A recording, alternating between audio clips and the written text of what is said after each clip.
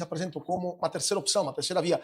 Mas qual que é a plataforma política? Quais são as propostas que vocês estão apresentando para o público em temas como economia, segurança pública? Por exemplo, o que vocês acham hoje da atual legislação criminal do Brasil, com 50 mil mortes por ano, o número de milhões de assaltos que acontecem todos os dias em todos os cantos do Brasil e uma justiça que mal consegue prender os bandidos? Qual que seria a proposta de omissão para a segurança pública? Falo de uma maneira bem ampla.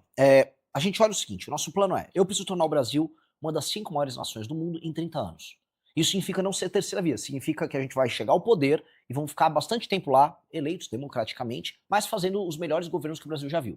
E o que nós precisamos fazer para que daqui 30 anos o Brasil seja uma dessas 5 nações? Pois bem, nenhuma das 5 maiores nações do mundo permite que parte do seu território seja tomado pelo crime organizado.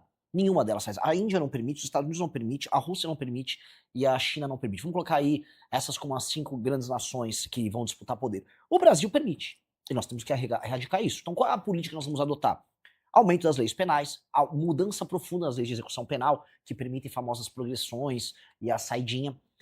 Paralelamente, a instituição do direito penal do inimigo no Brasil, ou seja, criar um regime especial penal para membros de facções que façam que a lei contra eles seja muito dura e muito rápida. Ou seja, que o Estado disponha de meios especiais de enfrentamento a eles. Então um cara que é um membro de uma facção, ele não tem progressão de pena, ele não tem uma coisa que é muito importante, que é a presunção de inocência. Hoje, né, qualquer julgamento, ou mesmo uma abordagem policial, existe uma presunção de que a pessoa é inocente, certo? Se o cara é identificado, um sujeito, como membro de uma facção por parte do Estado, por parte de uma investigação do Ministério Público, da polícia, um policial ao abordar ele está em presunção de crime.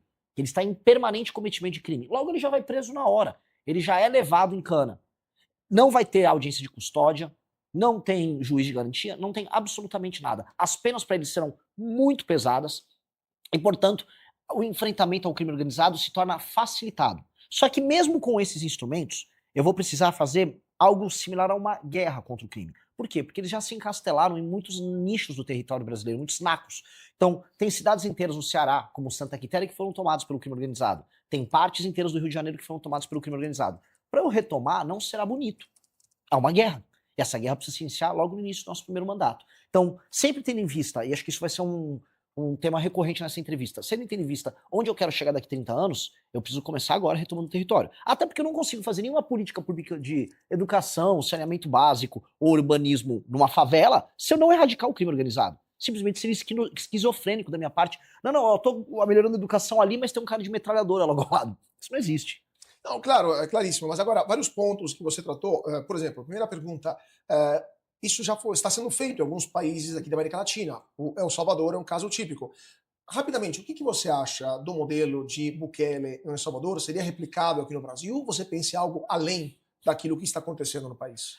É similar ao Bukele no sentido de que ele gerou quase uma refundação do país baseado na destruição do crime organizado. El Salvador, como qualquer nação da América Central, é entendido como narco-estado pela comunidade internacional.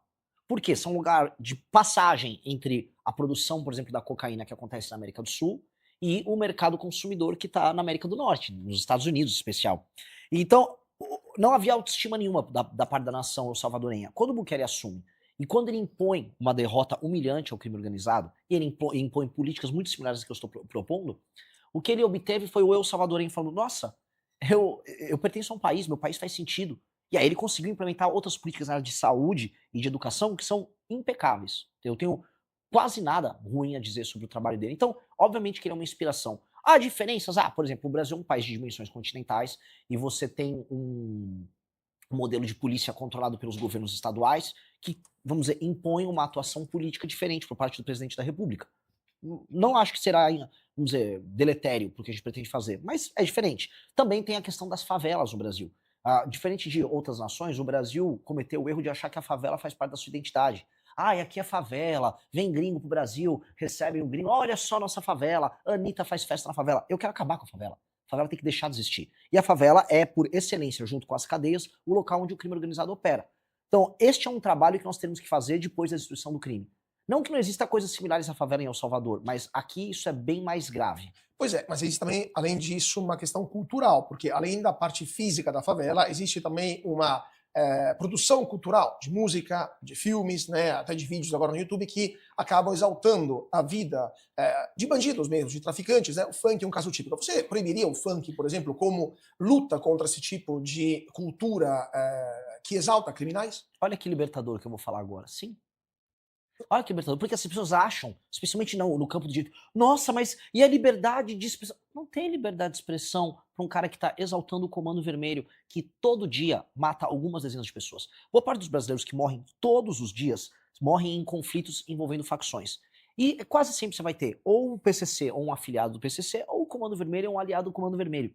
Eles estão matando nesse instante que eu estou aparecendo na TV para as pessoas assistirem, tem alguém morrendo na mão deles. E a gente vai aceitar que existam músicas que teçam loas ou divulgam isso? Não. Na Dinamarca, tô falando de uma democracia escandinava, todo mundo gosta de falar, vai fazer divulgação de facção criminosa. Dá ruim pra você, vai dar ruim aqui também. Ah, mas e a liberdade do funkeiro você cantar uma música pra sua facção? Não terá.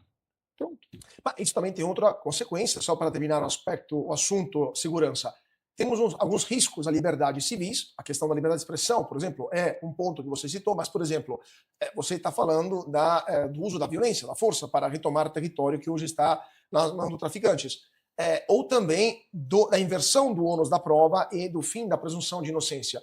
Você não acha que isso pode acarretar uma série de riscos e de eventuais ameaças para as liberdades individuais e até conflitos com a Constituição vigente? Não, do ponto de vista não só constitucional, o Brasil já, vamos dizer, acolheu em outras legislações sobre combate ao crime elementos de direito penal do inimigo, elementos de exceção, e esse estatuto seria basicamente um elemento de exceção só para membros de facção.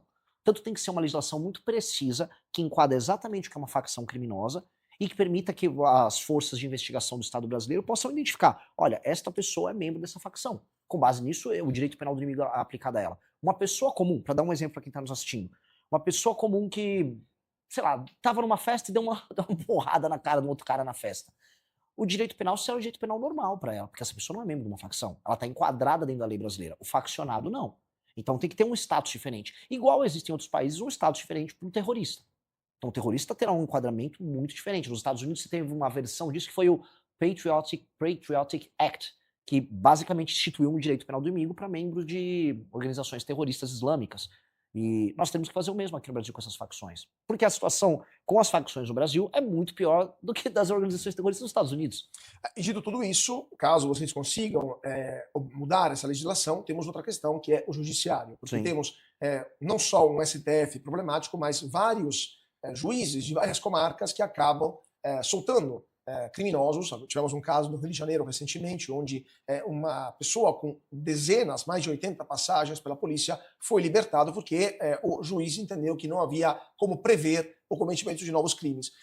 Como é que vocês pensam de enfrentar um judiciário que claramente não digo conivente, mas pelo menos é leniente em relação a uma parte do crime no Brasil e considera isso até como uma forma de revolta social e, eventualmente, as cortes supremas no Brasil, as cortes superiores, a STJ, a STF, são um problema, na sua opinião?